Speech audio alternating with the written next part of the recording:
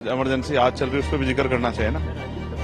कहाँ जो है वंचित वर्ग की महिलाओं को आगे बढ़ने का अवसर मिला है। मैं जिस क्षेत्र से आता हूँ नगीना से, वहाँ रोजगार नहीं है, वहाँ बाढ़ की समस्या है, वहाँ स्कूल कॉलेज यूनिवर्सिटियां नहीं है और कास्ट एट्रोसिटी कितनी बढ़ रही है। कल ही हरिद्वार में एक लड़की का सामूहिक रेप हुआ जो नाबालिग बच्ची थी, आरोपी गिरफ्तार नहीं हो रहे। ये बोलने से नहीं चलेगा कि देश कॉन्स्टिट्यूशन में चल रहा है, चलना चाहिए, चलेगा तभी देश में बदलाव होगा। सर, राष्ट्रपति ने अपने अभिभाषण में आज जिक्र किया इमरजेंसी का 75 साल पूरे हो, उसको लेकर क्या कहेंगे? अच्छी बात है, राष्ट्रपति जी ने जिक्र किया, लेकिन जो अघोषित इमरजेंसी आज चल रही है उस पर भी जिक्र करना चाहिए ना।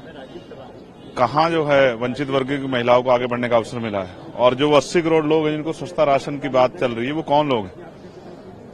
रोजगार पे बात करनी बहुत जरूरी है। तो अभी राष्ट्रपति जी ने पढ़ा, वो जानते हैं सब सरकार का जो है पेपर है, लेकिन बुनियादी मुद्दों पे बात नहीं होगी तो कैसे चलेगा। मैं जिस क्षेत्र से आता हूँ नगीना से, वहाँ रोजगार नहीं है, वहाँ बाढ़ की समस्या है, वहाँ स्कूल कॉलेज यूनिवर्सिटियां नहीं है और कास्ट एट्रोसिटी कितनी बढ़ रही है। कल ही हरिद्वार में एक लड़की का सामूहिक रेप हुआ जो नाबालिग बच्ची थी, आरोपी गिरफ्तार नहीं हो रहे।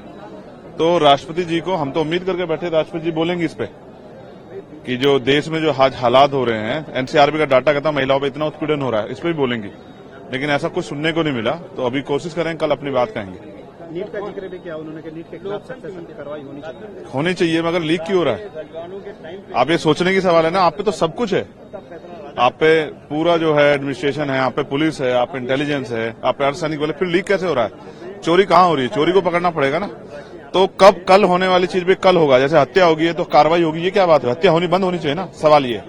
तो अभी बहुत कुछ है जिसपे हमें उम्मीद थी कि राष्ट्रपति जी महामहिम बोलेंगी, लेकिन वो नहीं बोली है, लेकिन हम लोग बोलेंगे।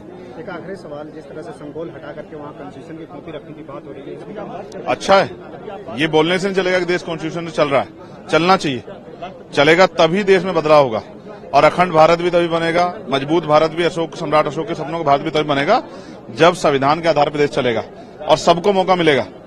कल से हमने शुरुआत कर दी है, हमने कल भी माननीय अध्यक्ष जी से अपील की कि हमें बोलने में मौका दे, बड़ी आवाज उठाने के बाद मौका मिला।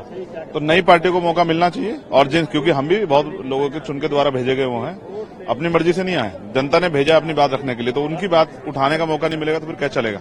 तो हम नगीना का धन्यवाद देते हैं और नगीना के जरिए देश के जो कमजोरों की, बहुजनों की, हक वंचित समाज के लोगों की आवाज है उसको उठाते रहेंगे, इसलिए हम पार्लियामेंट में।